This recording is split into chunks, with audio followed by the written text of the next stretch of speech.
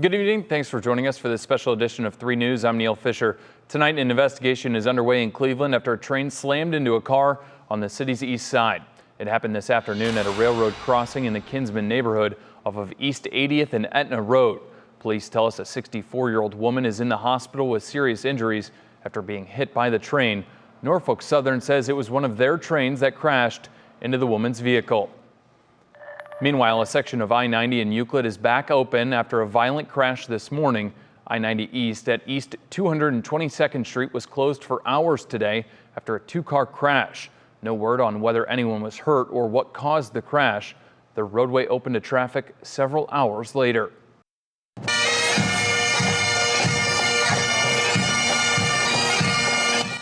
Today, we honor our country's veterans, and some 20,000 people marched in New York City's 104th Veterans Day Parade. It's billed as the largest Veterans Day commemoration in the nation. The parade is an annual tradition that dates back to the end of World War I, when it was known as the Victory Parade. Although every service branch was recognized, this year's featured branch was the U.S. Army. President Biden marked Veterans Day at Arlington Cemetery this morning. The president, alongside the First Lady, Vice President Harris, and the second gentleman, attended a wreath-laying ceremony at the tomb of the unknown soldier. President Biden then delivered remarks. Every year, on the 11th hour of the 11th day of the 11th month, we gather in this sanctuary of sacrifice to pause, to pay tribute to these patriots of the greatest fighting force in the history of the world. President Biden announced on Friday the expansion of health care coverage for all of the nation's veterans. Here at home, a special Veterans Day service took place at the Soldiers and Sailors Monument. Hundreds of visitors stood in line just to walk through the monument that honors local veterans. The service was held this morning with remarks by the director of the Ohio Department of Veterans Services. Really special is, and you think of it on Veterans Day, but that this is here permanently, recognizing and acknowledging and honoring all these people who fought in a very difficult time in our nation's history. The Soldiers and Sailors Monument is located in downtown Cleveland at Public Square and is open year-round. World War II veteran Bob Madison was honored today during a special Veterans Day ceremony in Cleveland Heights. At 100 years old, Madison is a twice-wounded military vet. He was also in London for the coronation of Queen Elizabeth when he was 29 years old. Our own Leon Bibb was at the local ceremony today and got a chance to interview Madison for a future report. As we remember those who have served, a local organization that honors veterans who have passed away is asking for some assistance this holiday season. Emma Henderson explains. Wreaths Across America is an organization that started with a man laying wreaths at Arlington National Cemetery and has now spread across the country, including right here in Northeast Ohio. Wreaths Across America lays wreaths on the graves of veterans during the holiday season to honor them and teach children the price of freedom, according to Ohio Western Reserve National Cemetery co-coordinator Donna Stein. But this year they are running behind on wreath donations. That's why she's asking the community to come help fill in the gaps and donate money for wreaths. She says it's an incredibly powerful moment to see them all laid out to honor and memorialize Northeast Ohio veterans. Most of our wreaths are sponsored between now and Giving Tuesday, which is the Tuesday after Thanksgiving. We would like to see this whole cemetery covered. We're going to do our best, but we could certainly use more help. Now, if this is something that you would like to assist with, whether it's donating or volunteering to lay wreaths, we will have that information up on WKYC.com. Neil. All right, Emma, thank you. Appreciate it. Well, it was a great day to get outside and honor our veterans here in Northeast Ohio. Peyton Opsky joins us now. Peyton, will we have better days ahead as well? We've got mild air that's actually going to surge in as we hit the middle of the week. And I think a lot of folks that have to get out, maybe clean up their yards. Maybe you want to participate in, laying some of those wreaths or volunteering your time in any sort of fashion.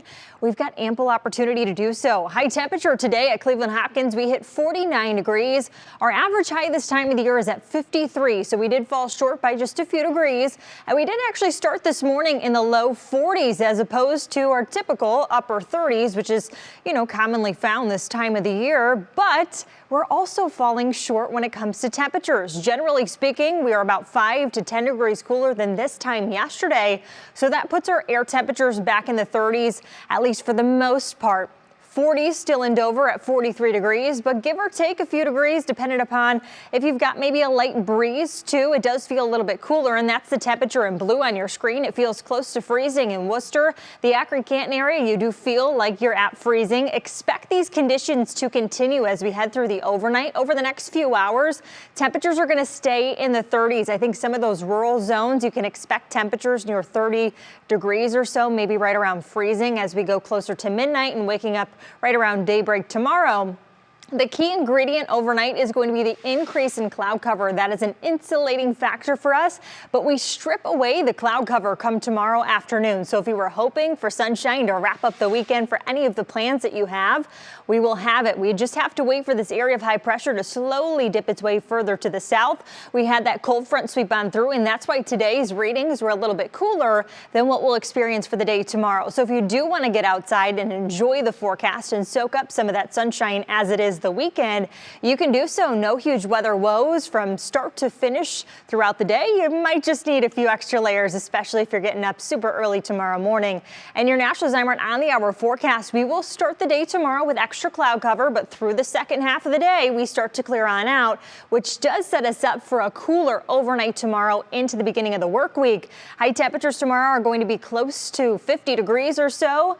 Our sunrise at about 7:12 and sunset at 5:11, so it's getting shorter and shorter with the daylight. But big picture, when does that next chance for rain arrive? Because it's not really this weekend. It was never found. Well, as we zoom you through and kind of stop the clock at each and every single afternoon, right in the smack dab middle of the day. This is Sunday. We are dry and no concerns with wet weather passing by. Same thing on Monday. We do it all over again on Tuesday.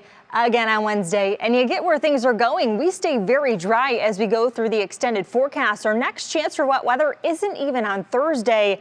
We start to see some chances arrive as we approach the day on Friday, and this is going to be associated with a cold front, so our temperatures will start to fall, and you can expect rain likely around from basically start to finish through your Friday of the scattered variety, so there will be some built-in dry time.